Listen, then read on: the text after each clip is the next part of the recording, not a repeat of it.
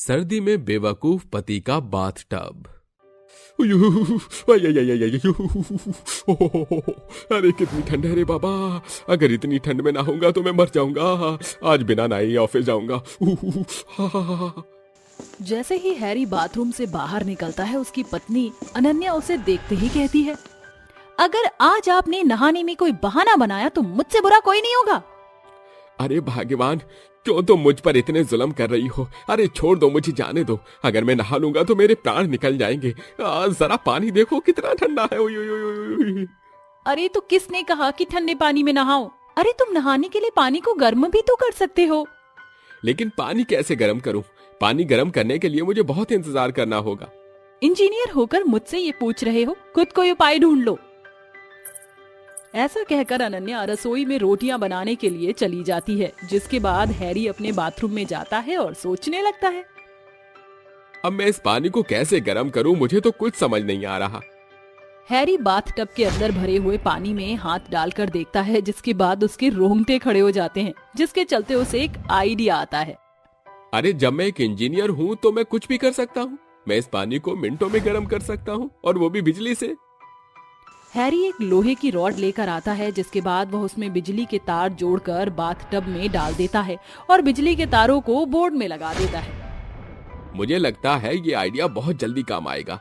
जरा देखूं तो सही पानी कितना गर्म हुआ है। जैसे ही हैरी बाथ टब के अंदर हाथ डालता है, उसे बिजली का एक बहुत बड़ा झटका लगता है, जिसके चलते वो बहुत दूर जाकर गिरता है। हाय रब्बा, ये क्या? मेरी तो कमर टूट गई। अरे मैंने तो ये सोचा ही नहीं था कि अगर मैं पानी के अंदर बिजली का तार डालूंगा तो उससे मुझे बहुत बड़ा झटका लग सकता है। हे भगवान, मेरी तो बिल्कुल मति भ्रष्ट हो गई है। तभी हैरी को रोते हुए देख उसकी पत्नी अनन्या उसकी ये हालत देखते ही जोर जोर से हंसने लगती है और कहती है, हे भगवान, कैसे मर्द हो तुम? तुमसे तो नहाया भी नहीं जाता। अरे तुमसे अच्छे तो पड़ोस वाले हैं। सुबह ही उठकर अपनी पत्नियों से पहले नहा धोकर तैयार हो जाते हैं और अपने ऑफिस जाते हैं, और तुम्हें तो ठंड इतनी लगती है कि तुम ठंड के चक्कर में नहाना ही छोड़ दो। हे भगवान, तूने कैसी पत्नी दी है मुझे?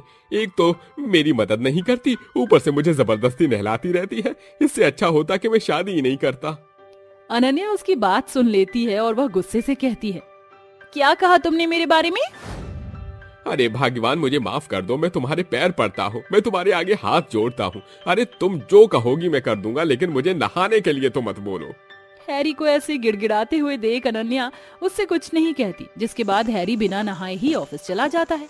ऑफिस जाने के बाद उसके अंदर से पसीने की बदबू आती है, जिसके चलते उसके सभी दोस्त कहते हैं, क्या बात है भाई, आज नहाए धोए नहीं हो क्या? हाँ, लेकिन तुम्हें कैसे पता? अरे वो तो तुम्हारे इस ब्रांडेड परफ्यूम की वजह से समझ आ रहा है। इतनी तेज महक रहा है कि क्या बताऊं। क्या कहा? परफ्यूम? लेकिन मैंने तो कोई परफ्यूम ही नहीं लगाया। हे भगवान हैरी, तुझ में तो बिल्कुल भी अकल नहीं है।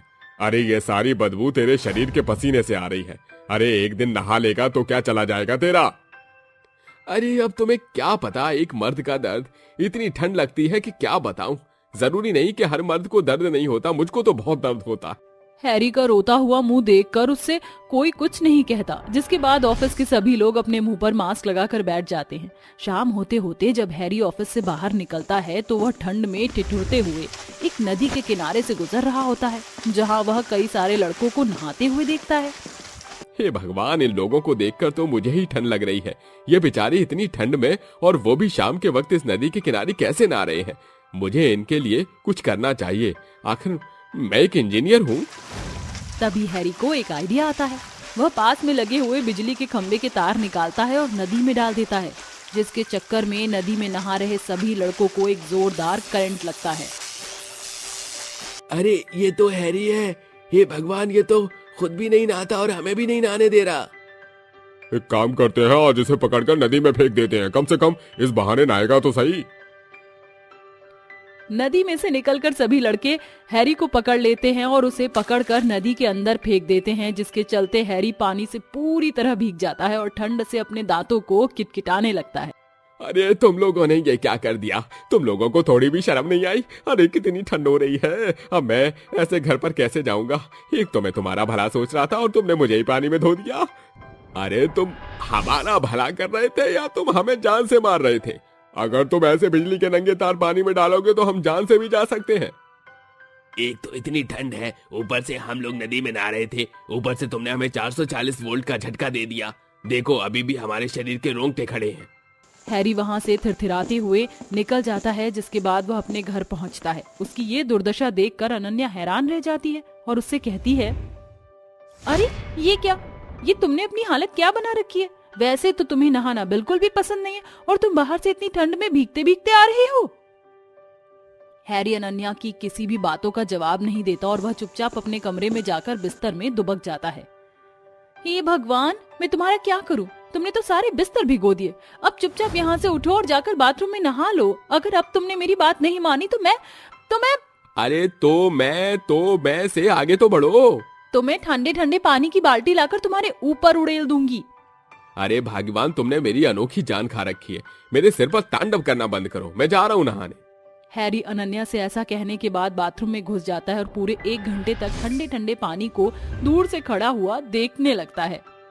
मुझे अपने आप को हौसला देना पड़ेगा। अगर मैं अपने आप को हौसला नहीं दूंगा तो फिर मैं नहा भी नहीं पाऊंगा। इसलिए मुझे कोई अच्छा सा गाना गाना चाहिए। हाँ, अरे ठंडे ठंडे पानी से नहाना चाहिए, ठंडे ठंडे पानी से नहाना चाहिए, गाना आए या ना आए गाना चाहिए। हे भगवान, हौसला तो मिल नहीं रहा, ऊपर से इस गाने से और ठंड बढ़ रही है। अनन्या बाथरूम के बाहर खड़ी होकर बाथरूम का दरवाजा खटखटा कर बोलती है, अरे अब गाना ही गाते रहोगे या फिर नहाओगे भी? पता नहीं कैसा पति दिया है भगवान ने जिसे नहाने से इतना डर लगता है। अनन्या बाहर बड़बड़ाते हुए ऐसा बोल ही रही होती है कि तभी हैरी बाथरूम का दरवाजा खोलता है और अनन्या से कहता है, आज चाहे कुछ भी हो जाए मैं नहा कर ही रहूंगा। मेरे पास एक बहुत अच्छा आइडिया है। हैरी बाहर से कुछ लकड़ी और कोयले ले आता है, जिसके बाद वह उन सभी लकड़ी और कोयले को बाथ टब के नीचे लगा देता है और लकड़ियों को जला देता है, जिसके चलते धीरे धीरे बाथ टब का पानी गर्म होने लगता है। आखिरकार अब मैं अच्छे से नहा सकता हूँ। उस दिन हैरी बाथ टब के अंदर घुसकर अच्छे से नहाता है, जिसके बाद अब उसे जब भी नहाना होता है तो वह अपने बाथ टब के नीचे ही लकड़ियां और कोयले जलाकर पानी को गर्म कर लेता है और फिर नहाता। चंट जेठानी बनी नई बहू की सौतन। मिताली हड़बड़ाती हुई कमरे की ओर कदम बढ़ाते हुए कमरे में आती है। नायरा, अब तक तेरी लीपा पोती पूरी नहीं हुई। बारात लड़के वालों के घर से घंटा भर पहले निकल गई है। माँ, सारी गलती सरासर आपकी है। किसने कहा था आपको सस्ती पार्लर वाली बुक करने को? देखो, पूरा का पूरा हुलिया बिगाड़ दिया उसने आपकी बेटी का। आप मुझे 2 मिनट दो, मैं जल्दी से मेकअप करके मंडप में आती हूँ। नायरा जल्दी से मेकअप करके अपनी माँ मिताली के साथ मंडप में आती है। तभी बारात गाजे बाजे की गूंज के साथ दरवाजे के अंदर आती है और दूल्हे के सेहरे में सजा दीक्षांत जैसे ही मंडप की तरफ बढ़ता है कि उसकी भाभी चांदनी उसकी शेरवानी सही करती है। अरे जरा ठहरिए देवर जी। हाँ, ये हो गई आपकी शेरवानी सही। चांदनी को दीक्षांत के इतने करीब देखकर नायरा कुड़कुड़ाती हुई अपनी माँ से बोलती है, माँ, कौन है ये चांडाल चुड़ैल? देखो तो कैसे सूट बूट सही करने की बहानेबाजी से मेरे दीक्षांत के करीब चिपके हुए है। पता नहीं पर ये नियत की खोटी नजर आ रही है। अरे बावली हो गई है क्या? जो जी में आ रहा है बक रही है। अरे वो तेरी जेठानी है, दामाद जी की भाभी। अपनी माँ की फटकार सुनकर नायरा चुप हो जाती है, जिसके बाद नायरा और दीक्षांत जैसे ही जयमाले के लिए स्टेज पर चढ़ते हैं, चांदनी भी दीक्षांत के बगल में आकर खड़ी हो जाती है। हेलो नायरा, मैं चांदनी हूँ, दीक्षांत की भाभी और नाते में तुम्हारी जेठानी। जानती हूँ जेठानी जी। अब अगर आपने अपना परिचय दे दिया तो नीचे उतर जाइए। नायरा का उखड़ा हुआ रवैया देखकर चांदनी चिढ़कर नीचे उतर जाती है, जिसके बाद जयमाले की रस्म पूरी हो जाती है। कुछ ही देर के बाद दोनों की शादी हो जाती है और विदाई के वक्त चांदनी अपनी देवर और देवरानी के बीच में जाकर बैठ जाती है, जिसे देखकर नायरा बोलती है, जेठानी जी, बाकी की गाड़ियां तो बिल्कुल खाली पड़ी है, फिर भी आप हमारे बीच आकर बैठ गई। हाँ, वो हुआ यूं देवरानी जी कि सारी गाड़ी पहले ही ससुराल के लिए रवाना हो गई और मैं पीछे छूट गई। फिर बच गई थी दूल्हे की गाड़ी, इसलिए इसमें सवार होना पड़ा। हाँ नायरा, वैसे भी कुछ ही देर की बात है। दोनों देवरानी जेठानी एक दूसरे की आंखें पढ़ते हुए मन ही मन फुसफुसाना शुरू कर देती है। बहुत तेवर दिखा रही थी स्टेज पर। शायद तुम्हें पता नहीं देवरानी जी, चांदनी क्या चीज है। तुम्हारी आंखें साफ बता रही है कि तुम अपनी जेठानी को यहाँ देखकर राख हो रही हो। अच्छी चाल चली है जेठानी जी, मगर अब तक तुमने अपनी देवरानी का दांव देखा नहीं। बस अब मुझे ये जानना है कि जेठानी जी के दिमाग में दीक्षांत को लेकर कौन सी खुराफाती खिचड़ी पक रही है। अगर मेरा शक सही साबित हुआ तो इसी राख में तुम्हें खाक न किया तो मैं अभी नायरा नहीं। कुछ ही देर में गाड़ी नई बहू के ससुराल के बाहर आकर रुकती है, जहां आरती की थाली लिए खड़ी सास बोलती है, नई बहू, इस कलश को अपने दाहिने पांव से उड़ेलकर भीतर आ जा। जी माँ जी। इतने के बाद अंगूठी ढूंढने की रस्म शुरू हो जाती है, मगर चांदनी की नजर अभी दीक्षांत पर टिकी थी। ये जेठानी जी दीक्षांत को ऐसे घूर घूर कर क्यों देख रही है, जैसे खा ही जाएगी।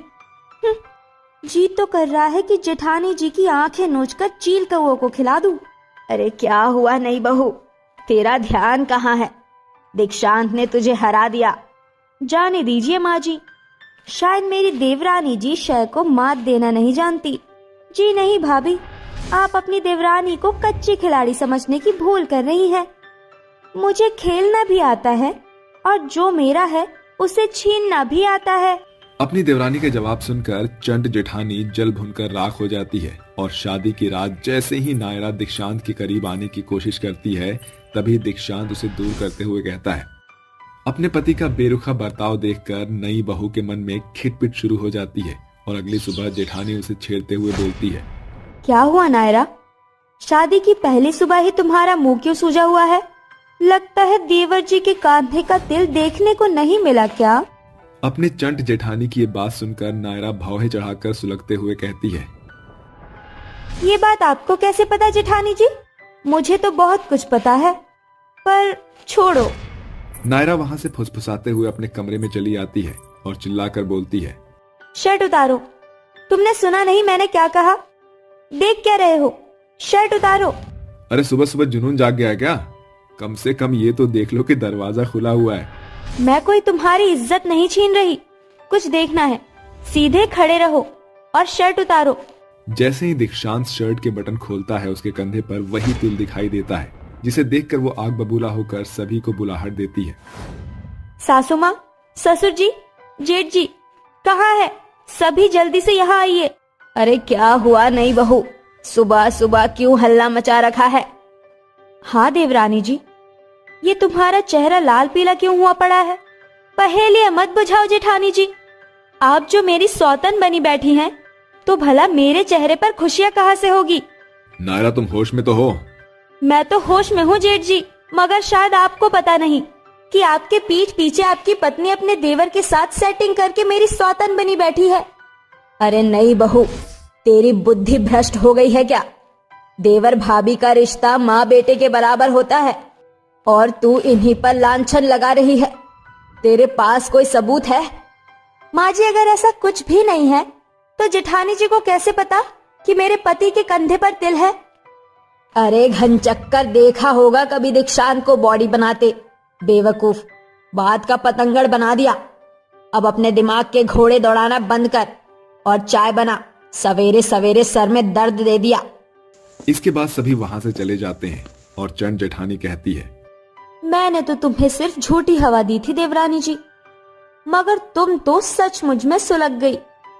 इस तरह देवर और जेठानी के चक्कर की बात कुछ दिनों में दब जाती है, मगर कहते हैं ना कि सच को चाहे कितना भी छिपाने की कोशिश क्यों न करो, वो एक न एक दिन सामने आ ही जाती है। एक रात नायरा को गहरी नींद में पाकर दीक्षांत कमरे से निकलकर अपनी भाभी के कमरे में आता है। तभी नायरा खिड़की पर खड़ी होकर उसकी बातें सुनने लगती है। कितनी देर लगा दी दीक्षांत, कब से तुम्हारा इंतजार कर रही थी। क्या करूं यार, वो नायरा रात भर उल्लू की तरह जगराता किए रहती है, वरना दीक्षांत चांदनी से अकेले मिलने का चांस छोड़ता है क्या? जमाने के लिए भले ही भाभी माँ के समान होती है, मगर इस दीवाने देवर के लिए तो तुम दिलरुबा हो। दोनों देवर भाभी इस बात से बेखबर थे कि बाहर खड़ी हुई नई बहू ने फोन में उनकी पूरी वीडियो बना ली है, जिसके बाद सभी लाइट जल उठती है और ससुराल के लोग वहां जमा हो जाते हैं जिसे देखकर दोनों देवर भाभी शर्म से तरबतर हो जाते हैं। संजीव, संजीव, आप? क्या हुआ चांदनी, शब्द साथ नहीं दे रहे हैं ना? हाँ? तुम जैसे बेशर्म लोगों ने रिश्तों का नाम मिट्टी में मिला दिया है। और दीक्षांत, तू तो मेरा सगा भाई था ना, फिर तेरे कदम कैसे डोल गए? इससे पहले कि दीक्षांत अपनी सफाई पेश करता, गिरधारी उसे जोरदार थप्पड़ मारता है। नामुराद, मुझे नहीं मालूम था कि मेरे खून का कतरा मेरे मुंह पर कालिख पोत देगा। निकल जाओ यहां से और कभी अपना मुंह मत दिखाना। पिताजी, मुझे माफ कर दीजिए।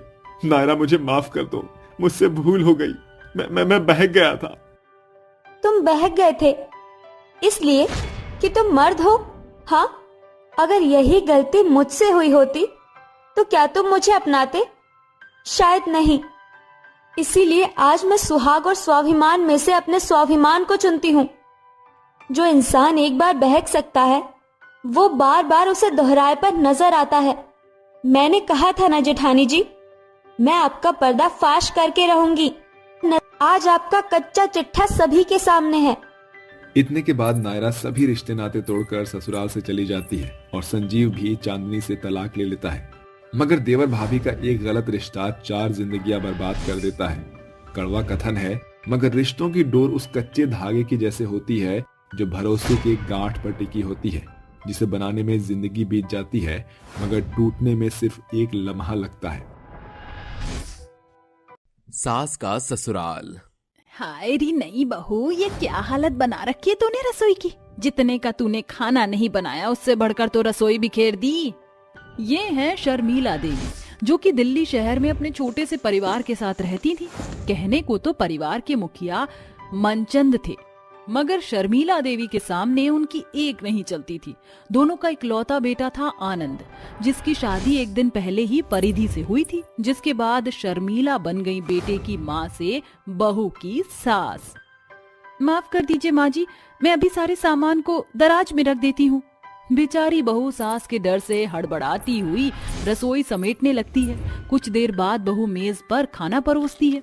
सास एक निवाला खाकर खाने में नुस्ख निकालते हुए कहती है, हाय री, अरे बहू ये कैसा बेढंगा खाना बनाया है तूने। दाल सब्जी नमक मिर्च से भरी हुई है और दाल एकदम पानी के जैसे पतली है और रोटियों का तो हिसाब कोई नहीं, जलकर कोयला हो गई हैं। अरे तेरी माँ ने खाना बनाना सिखाया नहीं था क्या? सास के सवाल के आगे बेचारी बहू की बोलती बंद हो जाती है। तभी मनचंद बोलता है, अरे भाग्यवान, जरूर तुम्हारी जुबान कड़वी हो गई है, तभी तुम्हें स्वाद नहीं आ रहा, वरना तुम इतने स्वादिष्ट खाने में नुस्ख नहीं निकालती। हाँ माँ, परिधि ने इतना अच्छा खाना बनाया है, फिर भी आप बेचारी को खाने के ऊपर खरी खोटी सुना रही हैं। बहू की तरफदारी सुनकर सास गुस्से से सुलगती हुई कहती है, तुम दोनों बाप बेटों के आगे तो घास फूस भी परोस दो तो वो भी तुम्हें अमृत लगेगा। आखिरकार दोनों बाप बेटे एक ही थाली के चट्टे बट्टे जो हो। तुझे सिर्फ अपनी सास की बात सुननी है बहू, और मुझे ज्यादा मिर्च मसाले से बना खाना पसंद नहीं है। आगे से ध्यान रखना और अभी मेरे लिए कुछ और बना। ठीक है माँ जी। दिन बीतते हैं जिसके साथ बढ़ती है सास की बहू पर बंदिशें। एक दिन की बात है, सास गुस्से से गरजते हुए बहू को बुलाहट देती है, परिधि बहू, अरे ओ परिधि बहू, अरे ओ बहरी बहू, जिंदा है कि निपट गई नासपीटी? जी माँ जी, बुलाया आपने? कौन से ख्यालों में खोई थी जो सास की आवाज सुनाई नहीं दी? वो माँ जी, मैं रसोई में बर्तन मांज रही थी इसलिए सुना नहीं। सुना नहीं या फिर जानबूझकर सास की बात अनसुनी कर दी? आइंदा से मेरे एक बुलाहट पर तुम मेरे सामने खड़ी नहीं मिली ना बहू रानी, तो फिर अच्छा नहीं होगा, समझी? जी माँ जी, समझ गई। बहू बेचारी कामों में लग जाती है, तभी फोन की घंटी बजती है। हेलो, कौन? क्यों री मेरी बेशरम बहू, शहर में जाकर सास की आवाज भी भूल गई? अरे बेटे के ब्याह को 2 महीने बीत गए, जल्दी से मेरी पोता बहू को लेकर गांव चली आ, वरना दिल्ली इतनी भी दूर नहीं कि दुलारी ना आ सके। इतने में फोन कट जाता है। रात में जब ससुर और पति घर आते हैं तो सास का परेशान मुंह देखकर ससुर पूछता है, अरे क्या हुआ भाग्यवान, तुम्हारा चमकता हुआ चेहरा आज उतरा हुआ क्यों हुए? गांव से तुम्हारी माँ का फोन था, बहू से मिलने के लिए हमें गांव बुला रही हैं। अरे अच्छा ही तो है, बरसों से हम गांव नहीं गए, बहू के बहाने हमारी भी गांव के माटी से भेंट हो जाएगी। अरे मगर मुझ बहू का हाल तो बेहाल हो जाएगा। अरे वो तो फोन पर ही ताने बाने की बौछार कर रही थी, सामने देखकर तो दाना पानी लेकर चढ़ बैठेंगी। ऐसा कुछ नहीं होगा भगवान, मुझ पर भरोसा रखो। देर रात सभी गांव के लिए पैकिंग करते हैं और अगली सुबह की ट्रेन से सास अपने ससुराल सहारनपुर आती है, जहां खड़ी बूढ़ी दुलारी कहती है, क्यों री मेरी बेशरम बहू सालों बाद ससुराल आ ही गई, निकम्मी नास पीटी। अब कड़ी क्या है अपनी सास के पैर छू। पाए लागू माँ जी। ससुराल में आते ही अपनी सास का बदला शांत अवतार देखकर बहू फुसफुसाती हुई अपने पति से बोलती है, आनंद, ये माँ जी चुपचाप होकर उनकी चिल्लाहट क्यों सुन रही हैं? अरे अपने पति से क्या पूछती हो बहू, मैं बताती हूँ, क्योंकि वो तुम्हारी सास की सास हैं और ये तुम्हारी सास का ससुराल, और सास के सामने तो अच्छी खासी बहुएं भी भीगी बिल्ली बन जाती हैं। अरे मेरी पोता बहू, तू मेरे पीछे क्यों खड़ी है, जरा यहाँ तो आ। प्रणाम दादी माँ। अरे जुग जुग जी बहू, देख ले मेरी नकारी बहू, सास बनकर भी शहर जाते संस्कार भूल गई। सीख अपनी बहू से। क्यों री करम जली शर्मीली, मेरे पोते बहू से पहाड़ तोड़ने जितना काम करवाती थी, जो बहू बेचारी इतनी कमजोर हो गई है। ऐसा कुछ भी नहीं है सासू माँ, अरे मैंने अपनी बहू पर भला कोई बंदिश थोड़ी लगा रखी थी। अरे बहू तू चुप क्यों है, बतलाना माँ जी को। हाँ हाँ दादी माँ, सासू माँ सही कह रही हैं। अरे परिधि बहू, तुझे अपनी सास के हक में झूठी सफाई पेश करने की कोई जरूरत नहीं है, क्योंकि माँ अपनी बहू के काम चोरी के किस्से से बेखबर नहीं है और उनकी देवरानी भी नहीं। बस मैं इस घर की मुखिया हूँ, इसीलिए कान खोल कर सुन ले कि बहू अगले 10 दिनों तक यहाँ रहकर तू बतौर बहू की सारी जिम्मेदारियां निभाएगी। जा जाकर अभी से रात के खाने की तैयारियों में जुट जा। अपनी बूढ़ी सास के सामने बेचारी बहू की बोलती बंद हो जाती है और वो अकेले ही ससुराल के सभी सदस्य के खातिर खाना बनाती है। माँ जी, खाना तैयार हो गया है। अरे तो क्या हम चूल्हे पर ही चढ़कर खाना खाएंगे? अरे थाली में परोस तो सही कमबख्त। सास की झड़प सुनकर शर्मिला सभी के लिए खाना परोसती है और जैसे ही बारी बहू की आती है तो सास मन में बुदबुदाती है, यही दिन देखना बाकी रह गया था, ये सास अकेले सारा काम कर रही है और मेरी इस बहू को इतना भी मन नहीं कर रहा कि सास के काम में जरा हाथ बटा दे। दिन बीतते जाते हैं, जिसके साथ ससुराल में सास की मुश्किलें बढ़ती जाती हैं। बहू, अरे ओ शर्मिला बहू कहाँ है? अब क्या हुआ सासू माँ, क्यों घनघोर घटाओं की तरह गरज रही हो? अपनी सास के सामने इतनी ऊंची आवाज में झजकते हुए तुझे शर्म नहीं आ रही? मेरी बेशरम बहू, शायद तेरे अंदर से सास के तेवर आ गए हैं, मगर भूल मत, सास तू अभी बनी है मगर बहू तू बरसों पहले बनी थी। ये कटहल उठा और इसे अच्छे से काट कर धोकर कोफ्ते बना। और हाँ, आज अगर तेरी सास को खाने में स्वाद नहीं आया ना तो तेरी खैर नहीं बहू रानी। सास के सब्र का बांध जवाब दे जाता है और वह बोल पड़ती है, माँ जी, अब क्या आपके स्वाद के लिए अपना गला घोंट दूं? आपको खुश करने के लिए मैं इतना अच्छा खाना बनाती हूँ, फिर भी आप कोई ना कोई कमी निकाल ही देती हैं। अरे चुप कर बेशरम, ये तेरा मायका नहीं है जो मन मौजी के जैसे पटर पटर किए जा रही है। ससुराल शासन का नाम है, समझी? दुलारी के शब्दों के सामने बहू की बोलती बंद पड़ जाती है। वो अकेले ही काम करने लगती है। तभी परिधि बहू उसका हाथ बटाने लगती है। लाइए माँ जी, कटहल मैं काट देती हूँ, आप परेशान मत होइए। अपनी बहू को ससुराल में साथ खड़ा देखकर सास के आंखों के आगे बीते हुए दिनों की छवि छिटक पड़ती है। बहू हर एक कामों में अपनी सास का बढ़ चढ़ कर मदद करती है, जिसे देखकर सास का मन पसीज पड़ता है और वो बोलती है, बहू अपनी सास को माफ कर दे। मैं ससुराल नहीं आती तो शायद तेरी परेशानी समझ ही नहीं पाती, मगर जब मुझ पर ससुराल की जिम्मेदारी और सास की बंदिश पड़ी तब याद आया कि बहू बनना कितना मुश्किल है। तू तो अपनी जिम्मेदारियों में कोई कमी नहीं छोड़ती थी, मैं ही बेवजह तेरे किए में नुस्ख निकालती थी, मगर आज जब समय मेरे साथ वही दोहरा रहा है तब पता चला। माँ जी, मेरे लिए यही काफी है कि आप मुझे देर से ही सही समझ पाई। मैंने तो पहले दिन से ही आपको माँ मान लिया था, बस आप ही मुझे बहू से बेटी नहीं बना पाई, मगर आज मेरी वो अधूरी ख्वाहिश भी पूरी हो गई। इस तरह सास को अपने ससुराल में बरसों बाद बहू की जिम्मेदारी निभाकर बड़ा सबक मिलता है, जिसके बाद वह अपनी बहू के कामों में कमी निकालने के बदले उसका हाथ बटाने लगती हैं। ऐसा इसलिए क्योंकि सास भी कभी बहू थी। गरीब का जादुई चक्की चूड़ियां। चूड़ी ले लो चूड़ी, सुंदर सुंदर चूड़ियाँ, नीली पीली चमकीली चूड़ियाँ, लाख की चूड़ियाँ, कांच की चूड़ियाँ। सोनपुर गांव में रहने वाली गंगा एक गरीब मनिहारिन थी जो अपनी बेटी परिधि के साथ एक कच्चे पुराने घर में गरीबी में दिन काट रही थी। परिधि महज 5 साल की थी जब उसके पिता की मौत हो गई और घर की जिम्मेदारी गंगा के कंधे पर आ गई। परिधि ने बचपन से ही अपनी माँ की देखा देखी चूड़ियां बनाना सीख लिया। गरीब का जीवन होता ही ऐसा है, उनके बच्चों को झूले और झुनझुने की झिलमिलाहट कहाँ सीखना नसीब होता है। हे भगवान, आज तो सिर्फ 1 ही दर्जन चूड़ियां बिकी है। इतनी महंगाई में आटे दाल का भाव भी इतना तेज हो गया है कि इस 20 रुपए में 1 किलो आटा भी नहीं मिलेगा। जो भगवान की इच्छा। गंगा अपने माथे पर चूड़ियों से भरी टोकरी को लेकर गांव की ओर बढ़ जाती है, जहां चौखट पर बैठी उसकी 15 साल की बेटी परिधि बैठी हुई थी। अरे माँ, आप आ गई? हाँ बेटी, पता नहीं किसका मुंह देख कर गई थी। दिन भर में बस बोहनी हुई है। मगर माँ, ये तो हर दूसरे दिन की बात है, और फिर कभी कभी तो चूड़ियाँ की बोहनी भी नहीं होती। ये तो गनीमत है कि आज हम माँ बेटी के पास खाने को प्याज रोटी है, वरना कभी कभी तो पानी पीकर ही पेट भरना पड़ता है। परिधि की बातों में उसके घर में घिरी बदहाली साफ तौर से झलक रही थी। असल मायने में गरीब का जीवन होता ही ऐसा है। कभी रूखी सूखी रोटी खाकर रात काटनी पड़ती है और जब पैसों की किल्लत पड़ती है तो पानी के कतरे उनका कौर बन जाते हैं। गरीब रोजाना हड्डियां गलाकर कमाते हैं, तब कहीं जाकर उन्हें रोटी नसीब होती है। समय गुजर रहा था। परिधि के घर के कोने में एक हाथ चक्की पड़ी हुई थी। परिधि अपने हाथों से उस चक्की को चलाकर गेहूं पीसती है। चक्की, मैं तुम्हारी बहुत एहसानमंद हूँ। जानती हो क्यों?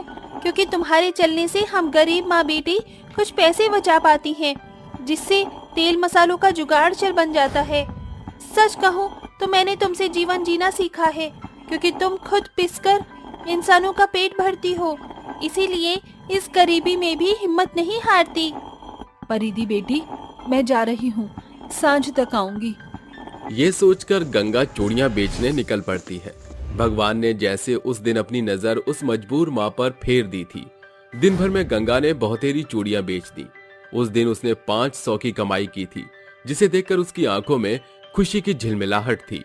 शुक्रिया भगवान, आज मैं परिधि के लिए जलेबी और पानी पूरी लेकर जाऊंगी।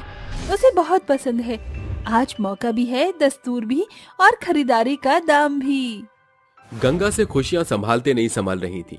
वो हड़बड़ाहट में आगे बढ़ ही रही थी कि अचानक एक ट्रक उसे जोरदार टक्कर मारकर चला जाता है और चूड़ी के साथ गंगा भी सड़क के बीच ढेर हो जाती है।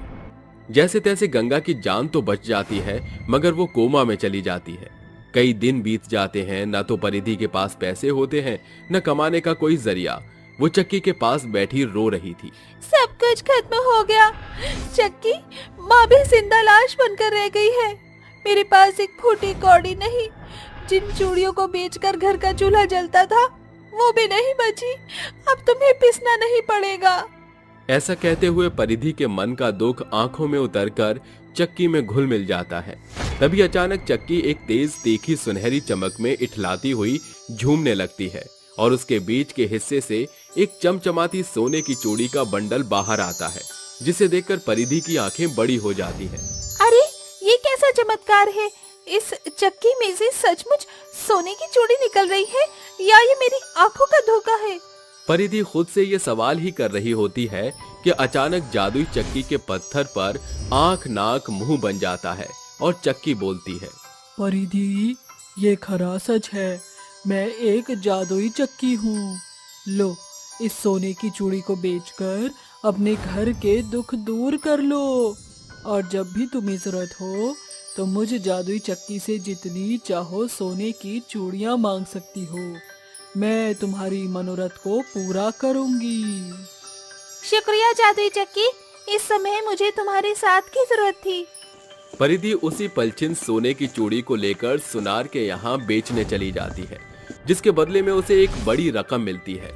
उन पैसे से वो अपने घर के खाली खत्तों को भर लेती है और झटपट से खाना बनाकर अपनी माँ को खिलाती है। तभी आधी रात उनके घर को तेज तूफान घेर लेता है और बिजली की गड़गड़ाहट सुनकर परिधि नींद से जाग जाती है। अरे छत पर चढ़ी फूस की छप्पर तो हटती ही जा रही है। ये घर अब ज्यादा दिन तक नहीं टिकने वाला। मुझे नए घर की जरूरत है। कुछ देर बाद तूफान थम जाता है। अगले दिन परिधि जादुई चक्की को चलाते हुए उसे अपनी अभिलाषा बताती है। जादुई चक्की, मुझे सोने की चूड़ियां दो। जैसे ही चक्की का एक चक्कर पूरा होता है, उसके भीतर से निकल रही सुनहरी चमचमाहट चारों ओर छिटक पड़ती है और चक्की से इठलाते हुए सुंदर सुंदर सोने की चूड़ियों के बंडल बाहर आने लगते हैं। तुम्हारा बहुत बहुत शुक्रिया जादुई चूड़ी चक्की। मुझे तुम्हारी मदद करके अच्छा लगा। परिधि उन सभी चूड़ी को सुनार से बेचकर मिले हुए पैसे से अपनी खातिर सुंदर सा घर बनाकर रहने लगती है। मगर गांव के लोगों को उसकी ये खुशियां खलने लगती हैं। तभी एक दिन कलावती लोगों के साथ उसके घर आती है। अरे कलावती काकी, आप सभी यहाँ? सब गनीमत तो है। ज्यादा पहेलियां ना बुझा परिधि, सच सच बता, ये घर कौन सी कमाई से खड़ा किया है? क्योंकि तेरी माँ ने तो महीने से खटिया धर रखी है। पैसे का पेड़ हाथ लग गया है क्या, जो इतनी तरक्की बटोर ली? या फिर मुंह काला कराई हुई कमाई से बनाया है ये घर? ये सुनकर परिधि की आंखों में आंसू भर जाते हैं और वो बोलती है, ऐसा कुछ नहीं है काकी। तो फिर कैसी बात है परिधि बिटिया? सच बोलकर झुका दे इन उंगलियों को जो तेरे दामन पर उठ रही हैं। सरपंच काका तेरे साथ हैं। परिधि पूरे गांव गढ़ को जादुई चूड़ी चक्की का सारा सच बता देती है, जिसे सुनकर सभी के कान खड़े हो जाते हैं। जादुई चूड़ी चक्की? अरे आप सब इसकी मनगढ़ंत बात मत मानिए। भला अनाज पीसने वाली चक्की से चूड़ियां कैसे निकलेंगी? आइए मेरे साथ, मैं अभी दूध का दूध और पानी का पानी कर दूंगी। मेरी जादुई चूड़ी चक्की, जल्दी से अपना कमाल दिखाओ। परिधि के इतना कहते ही जादुई चूड़ी चक्की के चारों ओर एक पीली रोशनी प्रकाशमान हो जाती है और चक्की गोल गोल घूमती हुई अपने अंदर से सोने की चूड़ियों की ढेर लगा देती है। बस जादुई चूड़ी चक्की, रुक जाओ। परिधि के बोलते ही जादुई चूड़ी चक्की रुक जाती है और पूरे गांव को परिधि की बात पर भरोसा हो जाता है। अरे देख लिया कलावती, ये जादुई चूड़ी चक्की ही परिधि की कामयाबी का गढ़ है। इसलिए दूसरों पर दोष मत लगाया करो कि तुम पर भी दोष लगाया जाए। सच बात तो यह है कि लोगों के आगे बढ़ने से तुम्हें कुड़न होती है। जाने दीजिए काका, इंसान तो गलतियों का पुतला है, जो कभी भगवान तो कभी इंसान और कभी दौलत के इशारों पर नाचता है। काकी, आपको जितनी जरूरत हो इस जादुई चूड़ी चक्की से चूड़ी ले लीजिए। मैंने तुझे इतनी खरी खोटी सुनाई तो मुझसे नाराज नहीं? नहीं काकी, मेरे मन में कोई मलाल नहीं। कलावती जल्दी से जाकर उस जादुई चूड़ी चक्की को घुमाने लगती है, जिसके अंदर से हर बार की तरह वही उत्कर्ष उतरकर उसे सोने की चूड़ी देता है। इस तरह परिधि अपने जादुई चूड़ी चक्की से न सिर्फ अपने गांव के निवासियों की हालत बदलती है, बल्कि लाचार लोगों की भी बढ़ चढ़कर मदद करती है।